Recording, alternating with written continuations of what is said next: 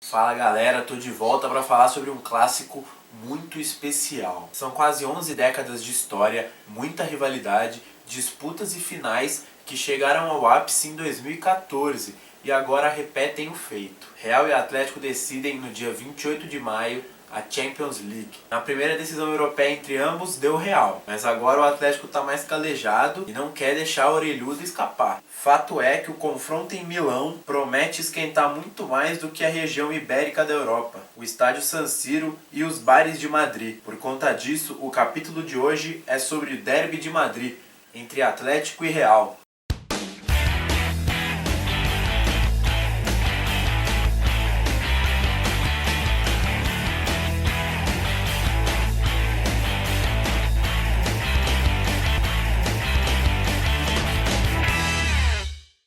Os dois clubes têm muita história, desde suas respectivas fundações. As origens deles também são semelhantes. Dá pra ver que eu tô fã por causa da porra da gripe, né? Os dois cresceram durante o período ditatorial da Espanha, mas depois o abismo entre eles começou a crescer, financeira e tecnicamente, principalmente a partir dos anos 2000, quando o Real conquistou o topo do mundo e o Atlético caiu para a segunda divisão. Mas desde a chegada do Simeone, esse quadro tem mudado. Mas tá osso, velho. Com o argentino no comando colchoneiro, foram 19 derbys, com 7 vitórias para cada lado e 5 empates. Além disso, o Atlético também voltou a disputar títulos com os gigantes da Espanha. Ah, e você sabia que o Atlético começou a usar o uniforme listrado em 1911? Então, foi na época que os colchões da Espanha tinham o mesmo aspecto, eram semelhantes. Por isso o apelido de colchoneiros. Bom, a história é muito interessante, vale a pena ler. E se você quiser saber um pouquinho mais, é só clicar aqui em cima ou olhar na descrição que eu vou deixar o link para você ler a matéria lá no blog. Vamos ao que interessa. Houve confrontos tensos, polêmicos, cheios de gol, dolorosos. Mas vale lembrar que o Atlético ficou um longo tempo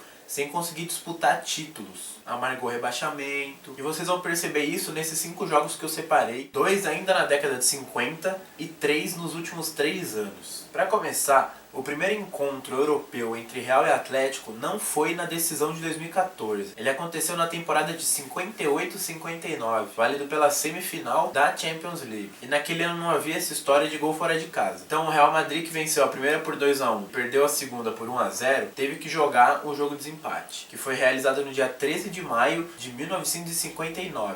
No jogo, o Real entrou para decidir. Di Stéfano abriu o placar e os merengues dominavam as ações, até que o Atlético empatou. No entanto, coube a Puskás marcar o gol da vitória e classificar os merengues. 2 anos mais tarde, em 61, veio o troco do Atlético, na Copa do Rei. Bom, era até então a segunda final da história entre os dois times. Justamente a segunda na Copa do Rei, e de forma consecutiva. Assim como em 60, o Atlético voltou a levar a melhor e conquistou mais um título. Na partida, Di Stéfano e Puskás voltaram a marcar, mas dessa vez não foi o suficiente. Joaquim Pierrot, 2 vezes, e Jorge Mendonça, português, não o atacante brasileiro dos anos 70, garantiram o título colchoneiro. Bom, como eu já havia dito, os dois clubes ficaram muito tempo sem se enfrentar em jogos decisivos, e isso voltou a acontecer em 2013, quando os colchoneiros já estavam sob a batuta de Diego Simeone. O Real não perdia para o rival em casa desde 99, só que o jejum chegou ao fim 14 anos depois, no dia 17 de maio. E não foi uma vitória qualquer, foi uma final da Copa do Rei, pleno Santiago Bernabéu. Nesse jogo, Cristiano Ronaldo abriu o placar de cabeça, e Diego Costa empatou no contra-ataque, após brilhante jogada de Falcão Garcia. Já nos acréscimos, Miranda fez o gol que garantiu o troféu. O duelo também marcou a despedida de José Mourinho dos merengues. Vale lembrar que os dois já decidiram a Copa do Rei em 6 oportunidades. 5 vitórias do Atlético, uma só do Real Madrid. As 5 colchoneiras foram no estádio do Real, e a única dos merengues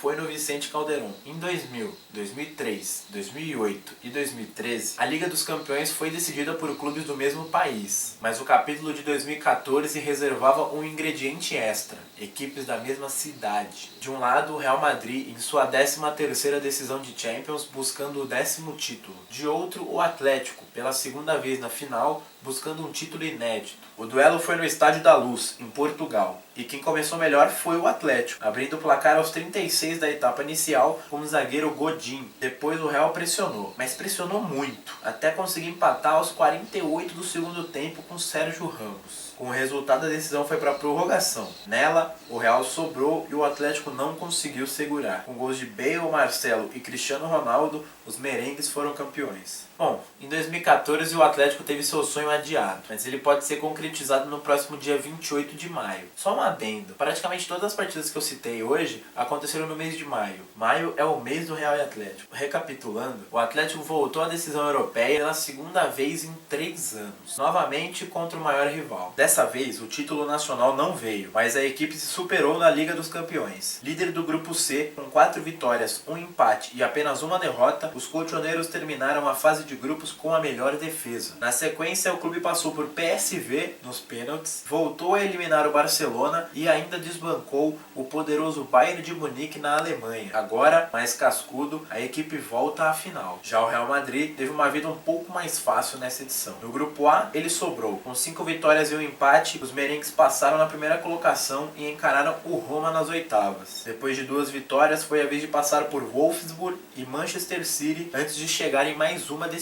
É o ataque mais positivo contra a defesa menos vazada. O brilho individual de alguns craques contra a força coletiva. E aí, quem leva melhor? Bom, galera, por hoje acabou.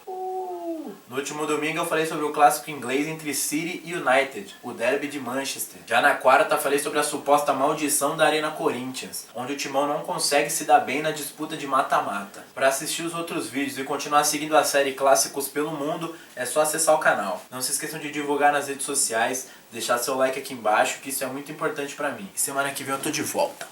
Bom, vou deixar com vocês minhas redes sociais, Instagram, página no Facebook, acessem meu blog e se inscrevam no canal.